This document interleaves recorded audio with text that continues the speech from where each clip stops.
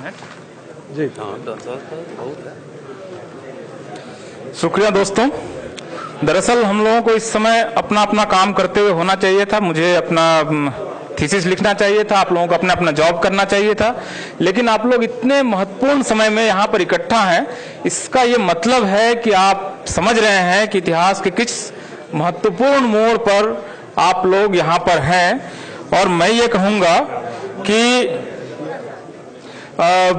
भारत में इतिहास की जो धारा है, जो एक क्रांति आप कहें कि अभी इसी के लगभग 1 किलोमीटर के दायरे में ये संविधान लिखा गया था। संविधान सभा के सारे सदस्य यहीं आसपास, यहाँ पर वो जो आजकल कस्तूरबा गांधी मार्ग पर हॉस्टल है वहीं रहते थे। बाबा साहब अम्बेडकर से लेकर सारे लोग आसपास रहे और उन्होंने एक संविधान लिखा।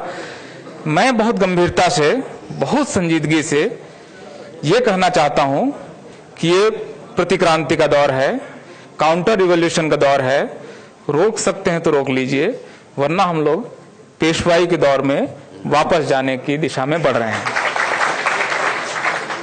गंभीर समय इसलिए है क्योंकि भारतीय संविधान की जो मूल अवधारणा है 16(4), जिसमें कहा गया है कि 2 ही आधार पर आरक्षण दिया जा सकता है, दो ही बेस है और एक ही आर्टिकल है, बहुत ज्यादा नहीं है, 3 लाइन है, पढ़ लीजिए।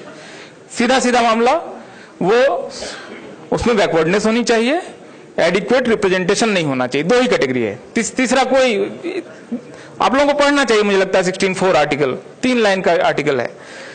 अब ये बताइए कि सवर्ण जो है सोशली बैकवर्ड है? आप बताइए, सोशली बैकवर्ड है? सामाजिक पिछड़ापन उनमें, मतलब उसका जो भिखारी भी है वो भी आशीर्वाद देता है। मतलब आप उसको रुपया देते हैं और वो भी यूं आशीर्वाद देता है। मतलब फटी धोती, टूटी साइकिल, मतलब उसको हिंदी बोलने की तमीज नहीं, आपको आशीर्वाद देता है। आपका नाम, बच्चे का नाम रखता है। आप में से बहुत सारे लोगों के बच्चे का नाम उन्होंने रखे होंगे, इस शब्द से रख दो, भला होगा, शादी ऐसे इस तारीख को करो, नहीं टूटेगी, पता नहीं क्या क्या। अब सोशली बैकवर्डनेस नहीं है, एडिक्वेट रिप्रेजेंटेशन।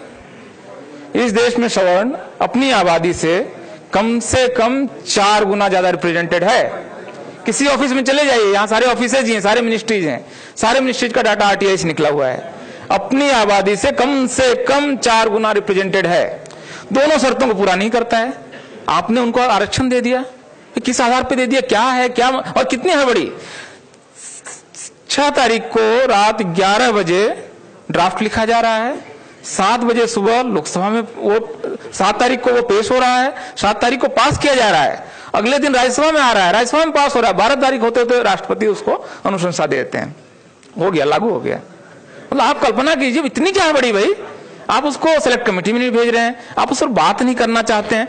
जिस आर्टिकल को लिखने में और जिस संविधान को लिखने में 2 साल से ज्यादा समय लगाया देश के सारे विद्वानों ने, बाबा साहब ने मतलब रात 1-1, 2-2 बजे तक मेहनत की, उसको आपने मिनटों में यूं बदल दिया। आपके कैबिनेट के मंत्री को पता नहीं, 8 तारीख को एक कैबिनेट मंत्री, एक इसी सरकार के एक मंत्री संसद में जवाब दे रहे हैं एक प्रश्न के जवाब में कि अपर कास्ट के गरीबों को आरक्षण देने का कोई प्रस्ताव पेंडिंग नहीं है हमारे पास। जिस दिन वो पारित हो रहा है, आप कल्पना कीजिए कि सरकार किससे छिपा रही है। तो ये जो प्रतिक्रांति का समय है, लगभग मैं इसकी तुलना करता हूं जो बौद्ध सम्राट, 10वें बौद्ध सम्राट बृहद्रथ को मारकर जो पुष्यमित्र शुंग ने इस देश में फिर से ब्राह्मणवाद की स्थापना की थी, लगभग वैसा समय है।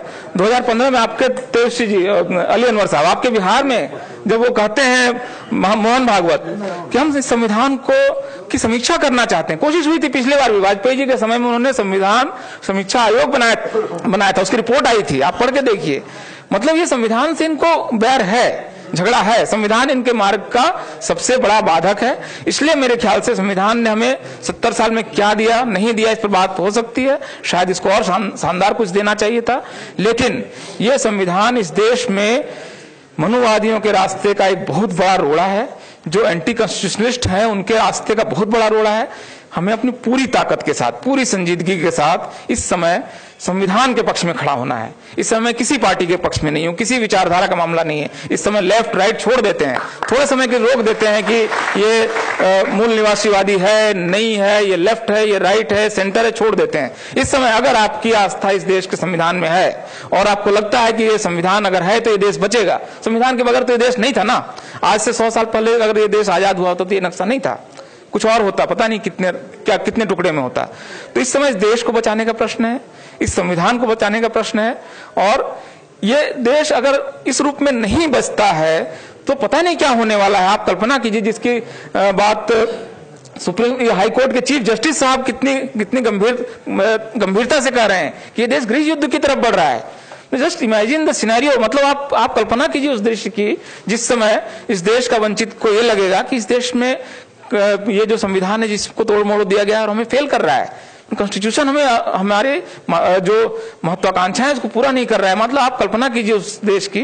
तो ये जो चीफ जस्टिस साहब हमें अलर्ट कर रहे हैं, उस स्थिति से अगर बचाना है, हम में से कोई नहीं चाहता है कि वो देश उस स्थिति में जाए जहां पर गृह युद्ध हो।